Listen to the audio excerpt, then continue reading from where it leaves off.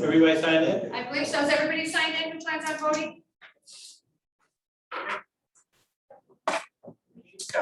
Baker signed in. Did you sign it?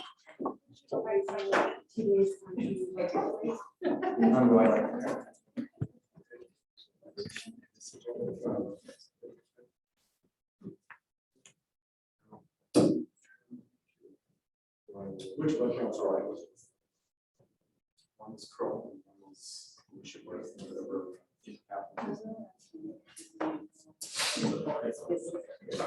Or release.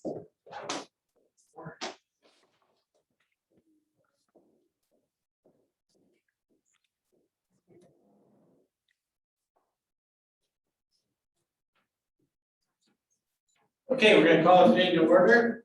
We are going to start with the Pledge of Allegiance. Pledge allegiance To the flag of the United States of America, and to the republic for which it stands, one nation, under God, indivisible, with liberty and justice for all. Okay, with annual meetings, the election of a chairperson can be anybody that's a resident of the district. I'll make a motion to nominate Dean Dobbertin, chairperson of the annual meeting budget hearing. Second. The motion, are there any other nominations? And all in favor of having me be the chairperson, say aye. Aye. Aye. All the same sign. Great.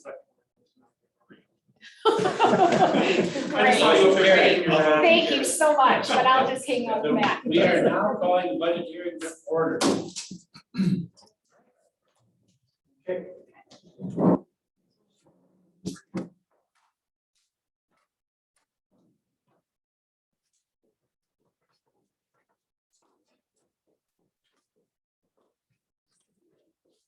All right, hi everyone. Thank you for being here for our annual budget hearing. For those of you who don't know me, I'm April Farley and I am the business manager. For our agenda today, we're going to kind of go over how the budget comes to be in a very brief form. Just kind of talk about some development goals, development timelines. We're going to go over our revenue and expenses and some key budget dates, as well as the main components that go into making the budget. So the goals of the budget, really what we're trying to do is line up our fiscal resources with our mission and vision statement for Merton. So we have a heavy emphasis when we're developing the budget on what's best for the kids, what's best for the staff. We want to make sure that our teachers and our kids have the resources that they need every day to go into the classroom and learn successfully. So in order to line up with our goals, we do try to keep an emphasis on student learning and inspiring curiosity, as well as demonstrating fiscal responsibility within the community. Some of our budget factors, so this year, 2021 was a budget year at the state level. So there's a biennial budget in place. This one was developed for 2021 to 2023. The governor signed it into law on July 8th. And some of the factors that were included or maybe excluded, there's no increase to our revenue limit and no additional per pupil dollar amount this year. So what that means is we don't have extra dollars to put into the classroom per se.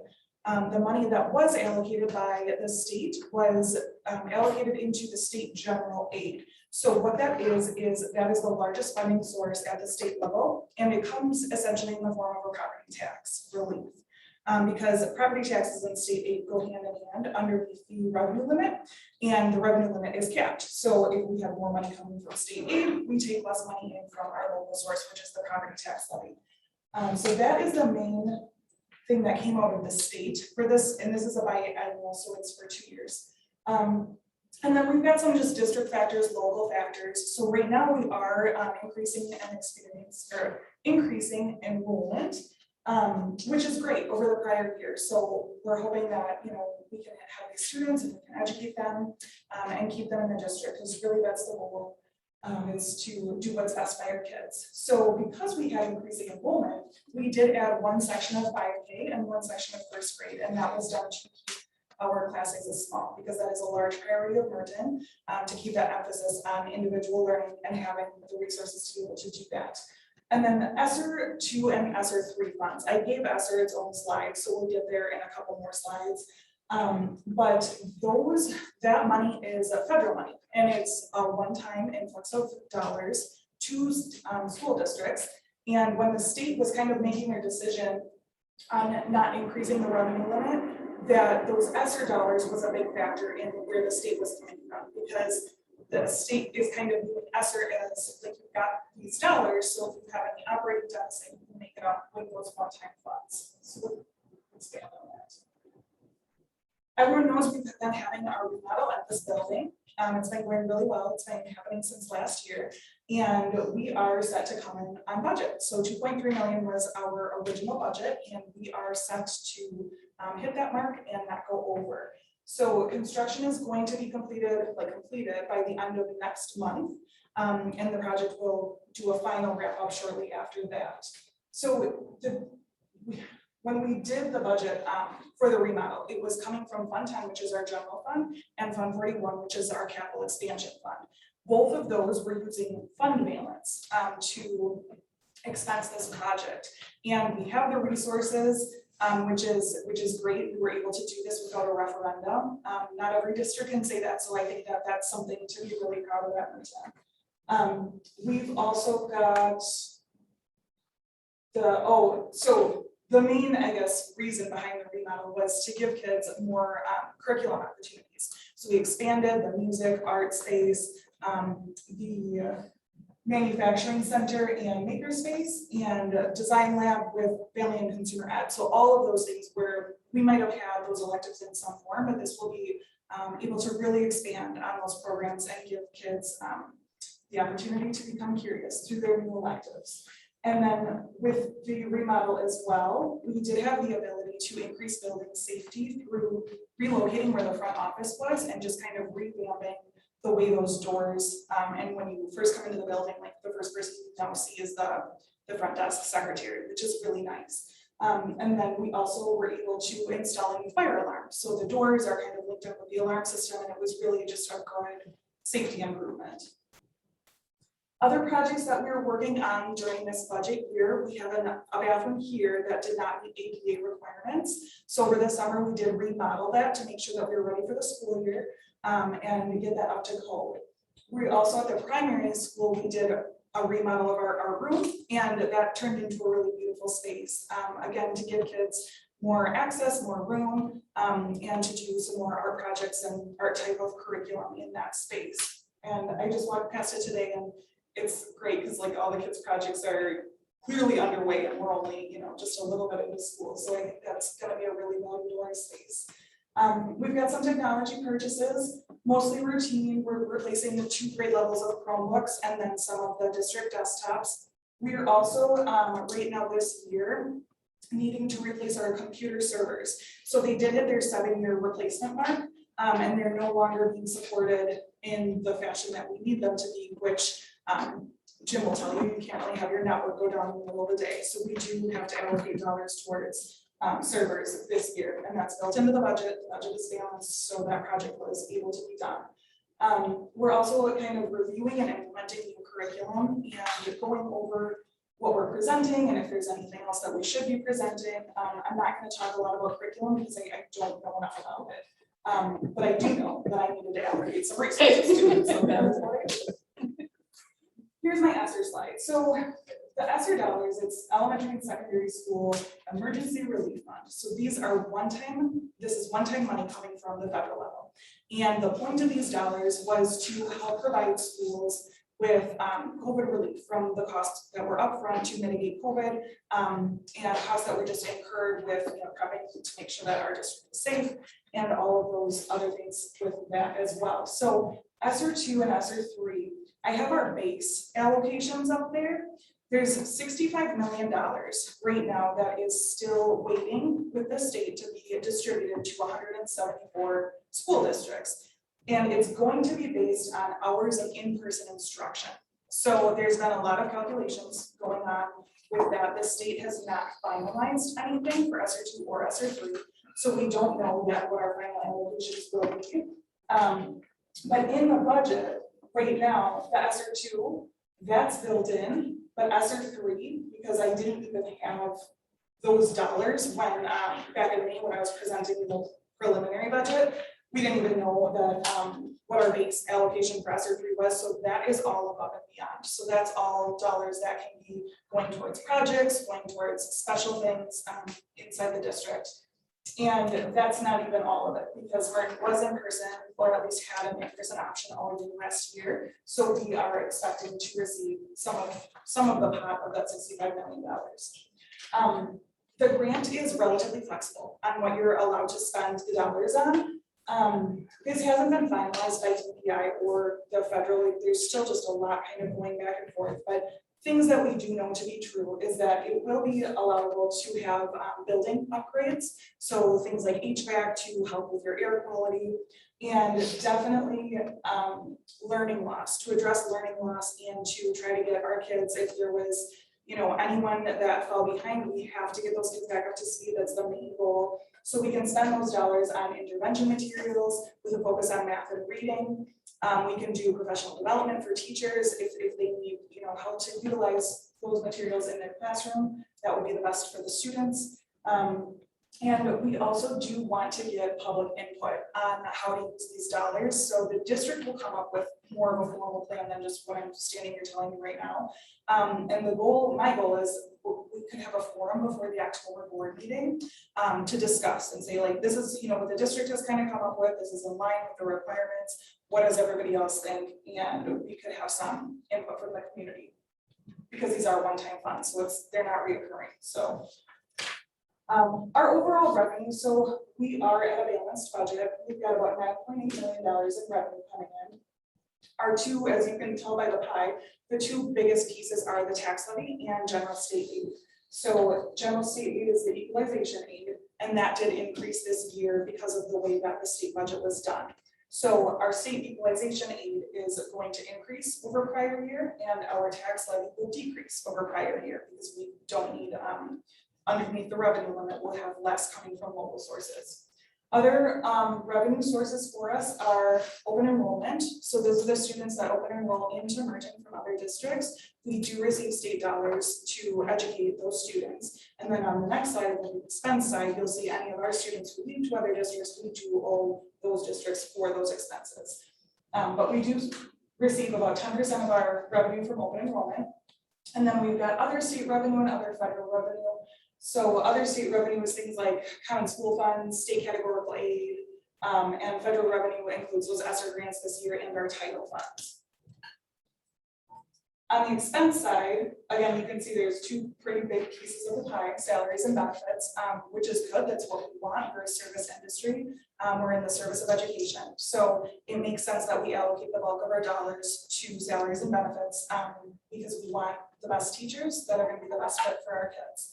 So that's about 70% once you add in the Fund 27 transfer is up there. I'm sorry, the numbers are so small. It's 8.8% for the Fund 27 transfer, and that's our special ed. The bulk of those dollars are salaries and benefits as well. So all in, the district has about 70% of its budget allocated towards salaries and benefits. We also have purchase services. So purchase services is things that we pay other people to do or we contract with. So transportation is probably our biggest one. Our electric bills, that kind of a thing. Any service that we have, repair work that our own internal custodians aren't able to do, just those kinds of things. And then open enrollment, like we talked about on the last slide, open enrollment, this is the expense that we pay for our kids that are our residents and are enrolling out. And then about 5% on supplies and about 1% on other. So this is kind of an overview of it, because what we've been talking about so far has just been general fund, so Fund 10. So this is kind of all of our funds in one bucket under one slide. So Fund 10, 9.8 million, Fund 27, 1.3 million. That Fund 38, that is our debt payment for our solar panels. So that's the principal and interest that's going to be due over this budget cycle. And capital expansion is $600,000. Those dollars are going to be allocated to finish up the remodel. And we have Fund 46 has money in it, but we're not using any of the money in it, so that's great, because then we'll reserve that for future capital needs of the district in the future. We have no referendum debt service. That's what Fund 49 is. So again, we've been able to accomplish this remodel completely with the district's resources, not going up to referendum. And then our food service, so we expect to have about $290,000 in food service expenses. And lunch is free for all students again this year, which is great. And we are hoping that through the federal reimbursement that we would earn enough to offset that $290,000. Upcoming dates. So everything that I'm telling you guys today with my numbers and my math is all going to change based on the student count this Friday, and then based on our state aid certification and our property value certification next month. So these, like what I'm presenting is just my best guess, my best estimates. I will get final numbers, and then at the October board meeting, I will present again what we came out with everything finalized. And the tax levy will be presented to the board for their certification. So we talked a little bit about revenue limit. Revenue limit controls the maximum amount of revenue that the district can have. So again, made up of property taxes and state aid. Those are our two biggest factors, and they have an inverse relationship. So if one goes up, the other goes down. The other large thing with the revenue limit is our child count. So how many children that we educate at Merton has a big factor into how that calculation is finalized. So we have had increasing enrollment at the primary particularly. So that's great. The more students that we have, then that goes into a calculation and helps us on the side of the revenue limit. And so open enrollment for January is up there. We don't have open enrollment finalized. Again, that's this Friday. So we'll have a more firm grasp on it at the end of the week. And then our summer school enrollment for this year was more in line with summer of 19 versus summer of 2020. So that was great because I really wasn't sure how that was going to shake out. But it seems that that's more of a normal number for us, which means a lot of kids came to summer school, and that's good because that's what we want, because it prevents learning loss. General aid, state general aid, again, I've kind of touched on this a little bit too. So this is the formula that is devised to basically take all of the state's dollars and distribute it over all of the school districts in the state in an equalized manner. So Merton has a high property value within the district. So typically when you have, because it's an inverse relationship, so if we're getting more money from property taxes, we would get less from state aid. But state aid is the driving factor. So we get that first and then adjust the tax levy based on that. And speaking of the tax levy, here is our proposed tax levy and mill rate. You can see a relatively significant drop from $4.35 to now a projection of $3.82. So that's the mill rate. That's value per $1,000 of property. And again, the drop is because of the way that funding was allocated at the state level during the biennial budget cycle. So that's great, you know, for every homeowner here. And I do just want to point out that I am just one thing on your tax bill. The school district is just one line item. There's other things. So if your bill goes up overall, it's not necessarily my fault. That's my caveat. But that's great news for us. That really is. That's great news for everyone as well. And then my last slide is fund balance updates. So even after the remodel, Merton is going to be an extremely healthy district. We're in a great financial position. The unaudited 2020 to 21 fund balances you see, those are from the audit that was completed this summer. The audit is complete, but it's not finalized. So our accountants still have to kind of wrap up on there and make sure we're all in agreement. But so in Fund 10, we ended the year with $3.6 million. And I'm estimating an additional $600,000 will come out of that to finish funding the remodel. So even after the remodel is complete, we should still have about $3 million in our general fund, which is significant. That's good.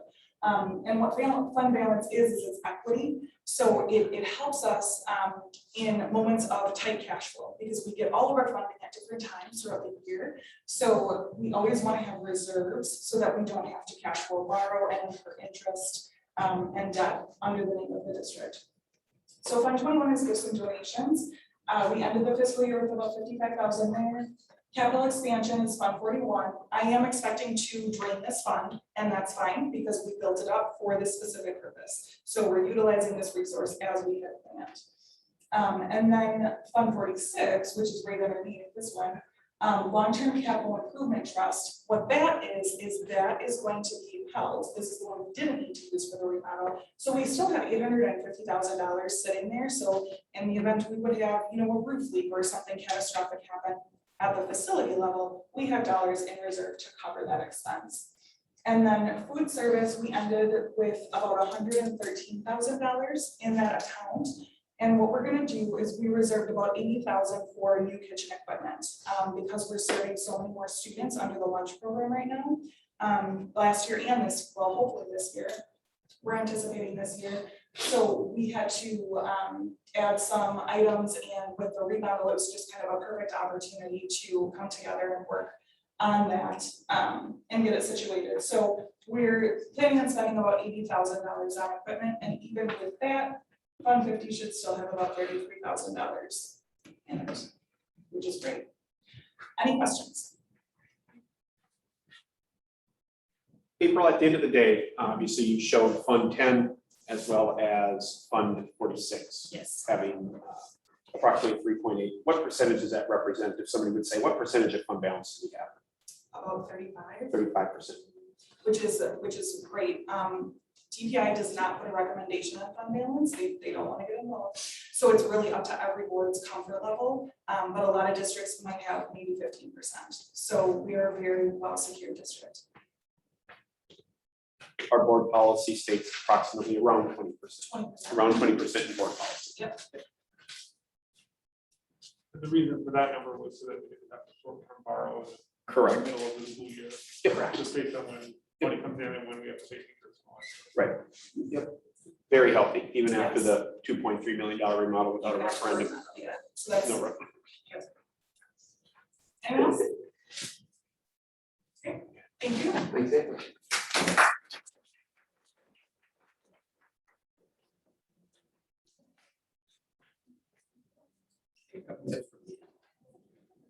Right, roll, or AJ, let's see what's in this fund balance. Yeah.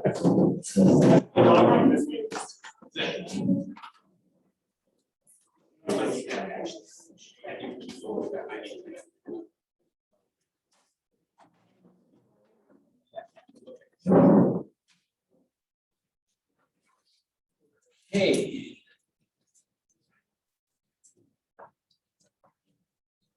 We are ready to move into the annual meeting, correct? So we've got I think, adoption of proposed expenditures. I think we need to make a motion to approve that. Or no, not yet. We just go right into. Next We is the, approve no, those. next is Oh, called. we got the hearing, okay, call the annual meeting. You're right. I'm sorry. We Yep. make a motion until later. Okay, Under the form six. we're gonna call the annual meeting to order at 7:25. And look for a motion to Make a motion to, I'll make a motion to call the annual meeting to order. no, I thought suspending the reading of the minutes. Previous. Oh. I'll make a motion to dispense with the reading of the previous annual meetings minutes or something that was Yep. for 2020. We have a motion and second, is there any discussion? All in favor, say aye. Aye. Could we get a little light down here, is that do your problem too?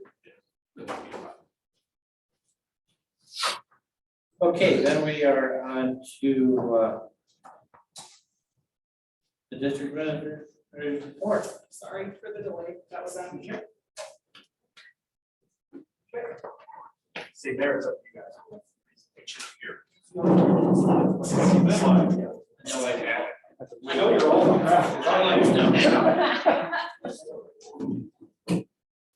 Oh, my God, this is slides. Thank you.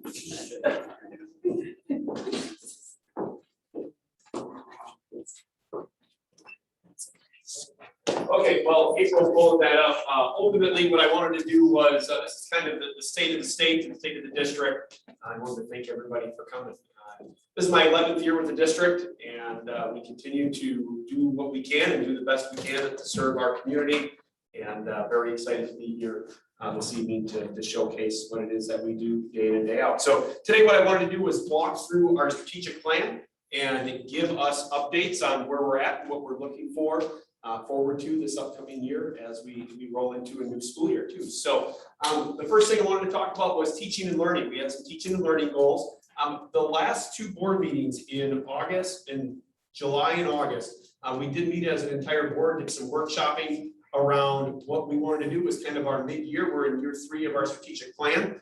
And so we did some checkpointing and just wanted to make sure that we were doing exactly what we wanted to do as it relates to meeting that mission, vision, and values of the district. So when we relate to teaching and learning, we did make a little bit of modification when we were taking a look at that. But we made some modifications because this year our focus is to, with Maria coming on board as our Director of Curriculum and Instruction, we realigned our curriculum adoptions to come out with, in line with the state, new curriculum expectations too as well. So this year we're going to have a heavy focus with Abby Kabundi, Becca Stein, and Maria are going to really focus in on educating our staff on the new reading standards, so English language arts standards, as we take a look at that. So that will be significant time.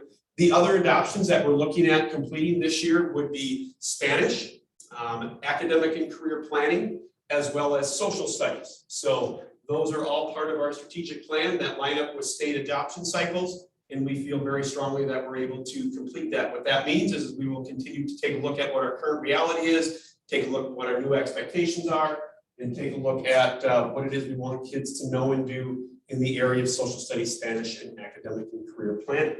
We do have a major focus this year. Another thing across our building goals is to increase our forward scores by approximately 20%.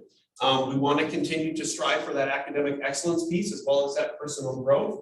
The state forward exam has not come out yet publicly, but we've seen it internally and want to continue to raise that bar and make sure that we're educating our kids and ultimately that they're producing the results on the forward exam, which is the one-time state exam that judges our kids once a year and basically it's part of our report card as we go from there. So.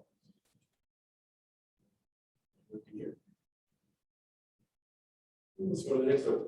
Facility and finances. Obviously, April talked a lot about our intermediate school remodel. That did give a tremendous amount of new opportunities for our kids in the area of STEAM. Obviously, you can walk around and tremendous opportunities there as well. When we start to think about what is on the horizon for us, we also want to think about some of those ESSER funds.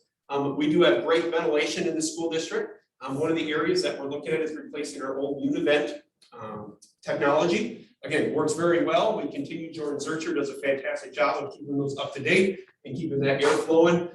They are very loud as well. So there are new, quieter, more efficient ones that we're taking a look at. Again, utilizing some of those ESSER funds to really enhance our school environments, particularly down the 5th, 6th, 7th, and 8th grade wing as well.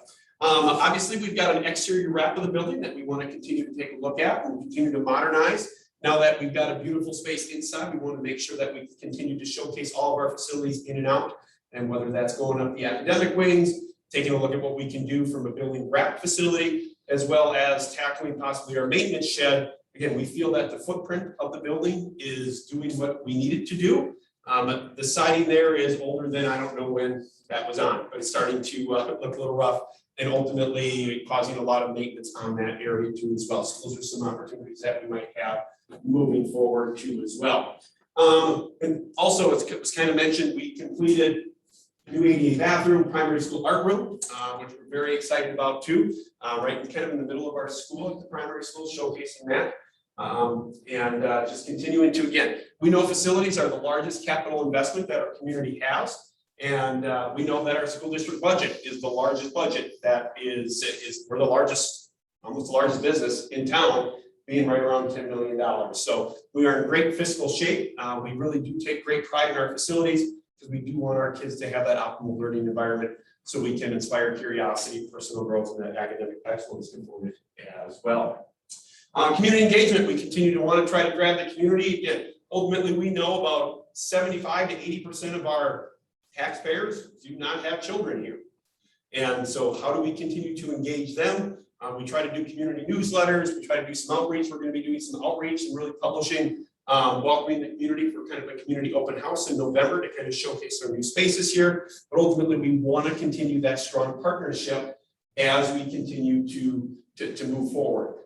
Every month now, before each board member, we're bringing it back, that community forum, an opportunity to dialogue with the board on multiple issues, whatever conversations you might want to have.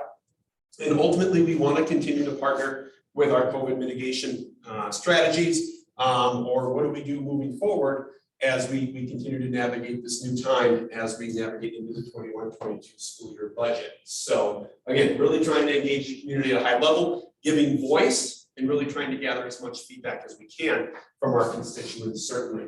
From a workforce development standpoint, we do want to continue to retain and attract the best that we can. This year, we hired some new staff, some of whom were ads, but again, we always are looking for that retention and really trying to sit down, whether it be for exit surveys or sit down conversations to find out how we can get a little better.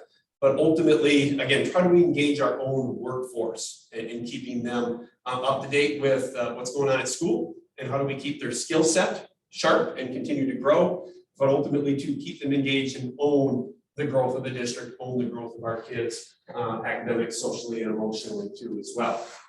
And then work environment. Again, April commented on small class size. Really, truly, work environment, we really, truly believe matters. Keeping those small class sizes. A big thank you to the board for really supporting that. When we thought about first grade getting to 20, they said, let's add it. Here we go. And again, that's some great support. So work, class environment, class size does matter in the area of teachers, and really is a factor for teachers too as well. And then ultimately, we want to keep them getting better. Okay, hiring Maria as the director of curriculum instruction. We've got specialists and Abby and Mary, we got Becca and Jay. Again, really trying to build our capacity of our teachers so we can continue to meet our mission and vision, certainly. And that sometimes happens internal and sometimes happens external as we think about that too as well. So as we think about moving into the thinking ahead for the 21-22 school year, number one priority is keep kids in school. Period. We want to keep kids face-to-face. We really believe that face-to-face learning gives us the best opportunity to really achieve those academic goals that we have set for our district and our expectations of ourselves, but ultimately about what our families matter to as well. We want to increase those forward scores because that is really truly the most public thing we do. Again, it's great that our math scores are great and our F&P scores are great, but the one-shot deal truly is that forward score, which we're gauged from the rest of our competitors and the other feeder schools and things like that. So that's another area of focus for us too as well. And then ultimately, we really wanted to this year is really create opportunities with using our new spaces, bringing in manufacturing, whether that would be with woods or plastics or metals, more robotics opportunities, the old family consumer ed, those things that kids really enjoy doing, the hands-on stuff, new art opportunities, fitness opportunities, choir, again, just some new spaces to really refresh and really bring some vitalization to our programming outside of those core academic areas. Because again, we also want to inspire curiosity. That's another one of our pillars as well. We continue to really try to work on that 8-9 transition. We want our kids to be as successful as possible, moving on to that next phase of their academic career. Arrowhead gives us feedback. Again, we do very, very well. Our kids get a lot of A's and B's, a lot of A's and B's. We get a lot of feedback from, hey, freshman year was easy, hopefully we're prepared, but again, really trying to gather feedback and work with the AHS staff that making sure that that transition goes very smoothly. And ultimately coming back to what's our mission. We want academic excellence, personal growth, and inspiring curiosity. That really drives our decision-making when we are thinking ahead and moving forward as well. So again, thanks for listening. I guess, any questions? Okay, thanks everybody. Thank you, yeah. I was just wondering, what you mentioned academic and career planning. I just didn't know what that. Sure, academic and career planning is we want to make sure that we expose kids to what opportunities pursue outside of once they graduate post-secondary, once they graduate high school. So we have programs set up in grades. It really starts with BizTown is an academic and career programming, part of financial literacy, When we talk about, if those of you that had fifth grader already, we do interviews, again, really trying to get them ready and exposing them to other opportunities that they might begin to explore as they get a little bit older. We use a program called Zello, which is kind of a career exploration program. And again, it gears right into that freshman year about selecting for courses and kind of starting that career pathway idea too. Career fairs, we have in the past too, pre-pandemic, asked our kids, especially in 8th grade, 7th grade, we'll take them on college campuses. We've taken to WCTC, Carroll University in UW Milwaukee at Waukesha. And at the same time too, offering them opportunities. I would work with the Business Alliance for opportunities in healthcare, manufacturing and construction, business development, service industry, and things like that. So again, just trying to get them exposed. What do I want to do? And really trying to help that answer. In 2019, we went to both Milwaukee Tool and then also into the polls, I think it's this time. Yep. We'll be seeing that coming back, and will we also maybe cover some of the schools that missed last year? BizTown, we completed last year their curricular program, but weren't able to go and visit from that standpoint. They do get another opportunity at 8th grade. Maria, help me out. What's the BizTown 8th grade? There's another program, it's another capstone program that is allowed there too. But unfortunately with BizTown, they're so busy that we can't get probably a second, the 6th grade, because it is on the tails of that curriculum as well. We do have a BizTown date. I don't know what date that is, but I know we're on the books as well. And it's just Merton kids in that area in Menominee Falls in that close corporate center as well. And then what about Milwaukee Tool? Milwaukee Tool, we plan on going that too, as long as that's up and running, yeah. The Milwaukee Tool experience was completely filled with what we would call the trades, manufacturing, building, construction, things that lead into apprenticeship programs, basically tied very closely to Milwaukee Tool and WCTC right down here in Milwaukee as well. Again, part of our academic and career planning. This one, I think, is junior achievement terms. Yep. Yep. We're working with them. Yep. We've already started. 6th grade has already started. 5th grade is, it's all part of their core programming. 5th through 8th grade, it's all part of actually their exploratory wheel from in 7th and 8th grade. But we will be bringing back the elementary one too as well. Yep. So those are through the curriculum, and then are you going to do the JA in a day, or is it all through the curriculum now? It would either be JA in a day or a certain set. Again, we're still working with JA, and JA is kind of like, do you need volunteers or don't you? Do we just use classroom teachers, things like that. But yeah, we're still working with Barb and her team over there. All good stuff. All right, thank you.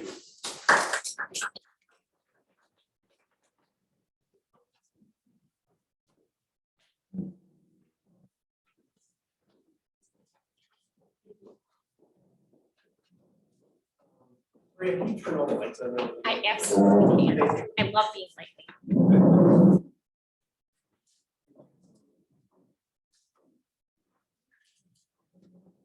Okay, after the district administrator's report, we are on to the salaries for the school board members. Right now, we make $850. I'll make a motion that we set the school board member salary at $0 per year.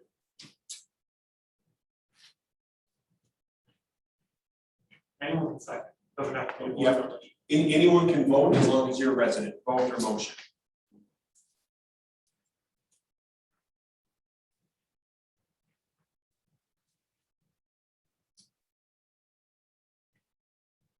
We'll make a different motion then. No, well, no second. That motion dies for the failure. So you make it.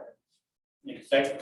Okay, we have a motion and a second for the board members to get $0 for 21-22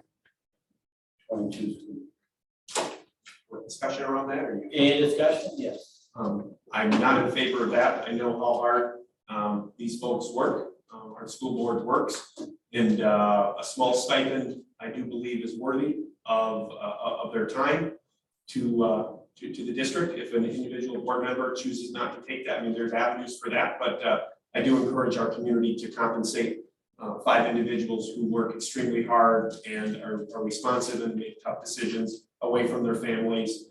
Because this is a very thankless job and a volunteer job almost with the amount of time that you put in, so. That's my logic behind the point, right? It's a volunteer job, And I would ask that there be some sort of, or it should be, I think. minimal, there should be minimum compensation for time away from home, the time that it takes to run this business. And Phil, if you want, you can donate it right back, like, we put it towards a program for the school, so. it's definitely stuff like that. Can do that. And that's individual choice. That's true, as an individual, you can spend any of your money how you like. No. Well, choice. Yep. Any other discussion? Is there a separate motion that has school board expenses, any expenses that the school board has in doing its duty paid and covered by the district? Very few expense. We do whenever there's a professional development opportunity that a school board member does want to participate in. Okay. The district would fully cover that cost, just like any other administrator, staff member, school teacher, or anything else like that. We do not spend a lot of money on that. No, we do not. But it's available. It is available. It's available. It's very, very few dollars for that direction. For the record, once you said it, I'll second. I don't care if I get paid or not. I'm gonna donate the money back anyways. Even with the taxes taken off, I'll pay the taxes, I don't care. So you guys, everybody vote how they want, it's not gonna affect me. I'm gonna vote it, and Well, I'm gonna donate it anyways, so the school's getting their money back and they're at zero anyways. So it's a wash, in my opinion, for me. So if that's what everyone's doing, why go through the effort, I guess? But how does our board stipend compare to other districts in the area? Sure, it's, I would say relatively low, it depends. I don't have the exact numbers for you, but we are probably on the lower end. I know Arrowhead, for instance, I do believe is $3,400. But it's right around 3,400, Sells over $2,000. Because this is a part-time job. It truly is a part-time job. What they do, it's turned into what used to be in conversations with some people about, hey, what's this about? Hey, but now it's turned into a part-time job. And then comparatively speaking, our financial situation compared to other districts? Very good, very strong. And that's to the work of, and the efforts of these individuals up here too, making sure that things are, checks and balances are right and making quality decisions. Because of the time they put in. So on the whole, low stipend, great financial condition. Great school district. Am I allowed to speak, being open and rolling? I'm sorry, you were, as a resident, chairman? No, That's up. Can you speak but not vote? Is that- Can you speak but not vote? no, she cannot vote. No, but she asked if she can speak. You can speak. Okay. Oh, just knowing the work that the school board does, I would hate for that to be taken away from future school board members, because that money might be really important to a single mom or someone who wants to be on the school board. I would just hate if you're proposing it because you don't need the money or don't want the district to go through with that. I would like you to think forward to people who are going to take positions in the future. And that was my argument last year Year. when this was proposed. I'll just toss something, I don't want any deterrent from somebody not wanting to get involved. So many times, in so many of our elections in our community, there's nobody opposing incumbents. So I don't want it to be that, well, you're not gonna run for that position because it's just a volunteer position. But then what's the right, sorry, were you done? Sure. What is the right amount? Then what's the right, because you could make that same argument if the number is too low, whatever that means. Right? Because, oh, well, that position's only $200 a year or $1,000 a year or whatever the number is, so. I think last year Katie said it really well when it comes to actually running and white signs and things like that. This is money that you can put back to it. And I feel like if you went then you're not out that money. I know most of us give it back to the school in some way or some form. So I just like the idea that we can help somebody if they want to run, help somebody if it makes it, helps their family, and then also if we want to give back, they can give back. So. Well, then should we change it to be more in line with what the other school districts are? I think as a board last year, we kind of decided which pay we was here, but we thought that was a good amount because that was what people would have to spend on elections. But also, I would never want somebody to not serve their community or their school if they want to because of it being on financial terms, to your point. Because whatever situation anybody's in right now, that's going to affect what kind of, it could potentially affect if somebody would run in the future. Sure. But I mean, to Rod's point, even before COVID, we spent, well, I guess I don't know what the rest of the board, but hundreds of hours a year doing this job. So if you're considering it as, oh, me as someone who needs the money, whatever that means, I can go be on the school board and get this money and spend the time there, or if I really need the money, I can go get a job somewhere else, working minimum wage, knowing that most places don't actually. To me, it's a gesture. It's a gesture of good faith, a gesture of thank you. And it can support a continuation of a run, either an election cycle, or individuals can choose to do. So I mean, I guess I've never spent money on running for office. Because I didn't put out time, just barely won. So, that was 1 year. Or 2 years from now. Like, what do you guys spend? And maybe that's too personal of a question, but if it's $850 a year and your term is 3 years, that's $2,400. So if the intent is like compensation for the money you spend running, is that the right number? If that's the gesture and that's the intent? Again, I don't know, if you take what you spend divided by 3, then if that's the argument, that should be the number. That's a hard question. Answer. Well, I mean, it shouldn't be that hard. The money is to support the running, and there's a bias for the incumbent on behalf of the community. Because That's completely logically flawed. That's making an assumption then that the person's taking that money that they're getting paid and using it for reelection when that person may very well donate the money back. I understand, but that was already, that's the logic behind the dollar amount. That was one of the things that was said last year, and why we wanted to do this, so that a family that needs the help to run, it helps the burden. Most of us usually give it back to it, so we wouldn't have that as an advantage. Yeah, I get the point which is that if that's the argument, then you could get to a number. Can I make a motion? So we have a question. We have the vote technically. I want to hear what Becca has to say. I just want to say that all the work that goes into all of this is well underrepresented by $800. Take the payment out for running completely. The people that sit in front of you, that sat here years before I came, or years before people sat in these seats, will never recoup what they have put in for the long-term longevity of this community. So $800 is a spit in the bucket for what you're all doing and what you'll continue to do.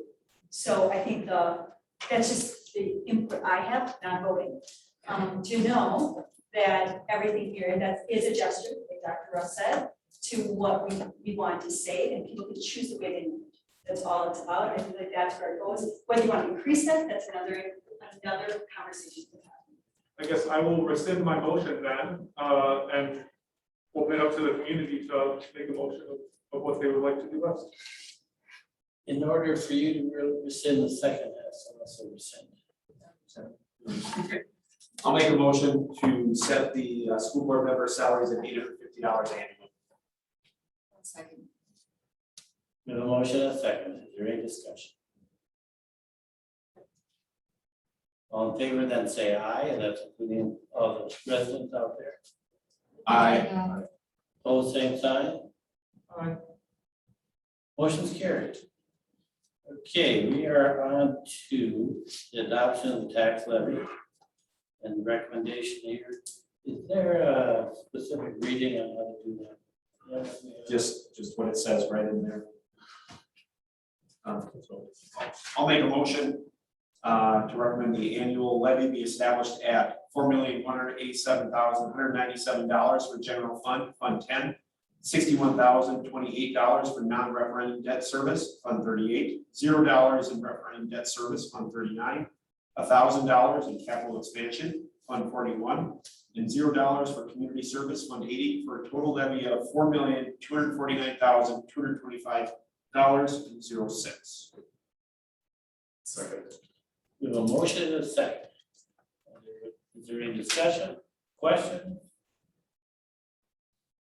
And all in favor, then say aye. Aye. Opposed, same sign. Motion's carried. Next item on the agenda is establish a date and time for the annual meeting next year. The corresponding date is September 13th. The reason why we do our annual meeting in September is people are back. I know some school districts do it in July, August, October. September, people are back. And on a Tuesday, it's always been a Tuesday, doesn't have to be, but so we've always done in the past. It's great having this meeting, believe me. This is a record. If most of the annual meetings, it's just staff members sitting in the audience. And Jim. So I appreciate people staying around for. Typically, our meetings are on Mondays. Do we want to move it to Monday, the 12th, or is Tuesday good? Better day for the community? Let's keep it on Tuesday. It's a tradition. Tuesday? Okay. Motion for September 13th, 2022. 7 PM annual meeting. Budget hearing. We got there. Okay, still you second? Lindsay did. Okay, we have a motion and a second. During discussion. All in favor, then say aye. Aye. Opposed, same sign. Motion's carried. Under new business, we have the authorization to sell and dispose of unusable materials and equipment. That's kind of like a housekeeping thing. We do not have anything. We do that throughout the year. If there's items that the district doesn't need, we continue to. State statute has actually taken that off and is no longer required by any meeting. You want to remove it from our agenda? Next year we will. Next year we will. Okay, we are on to the approval of the annual meetings minutes of tonight's meeting. Yeah.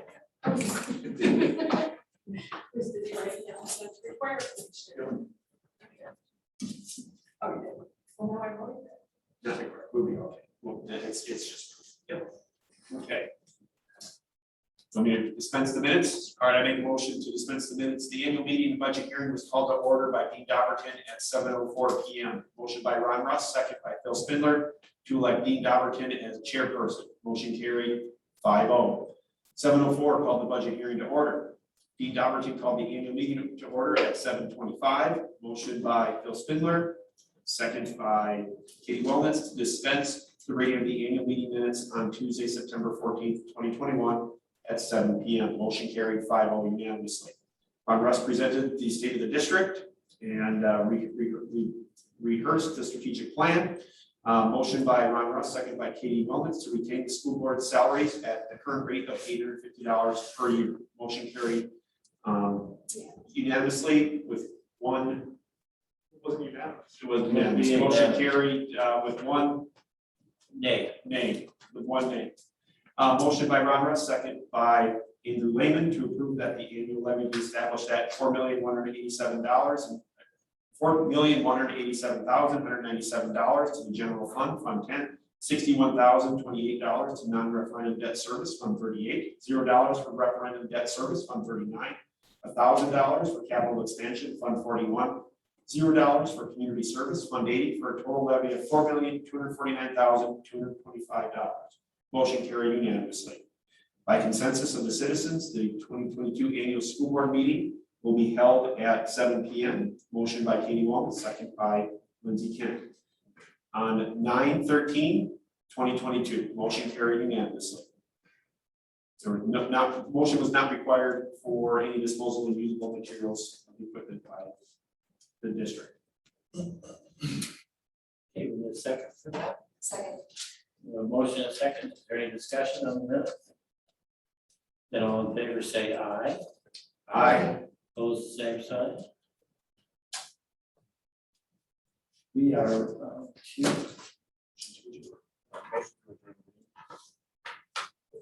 so motion and a second, all in favor say aye. Aye. Meeting's adjourned.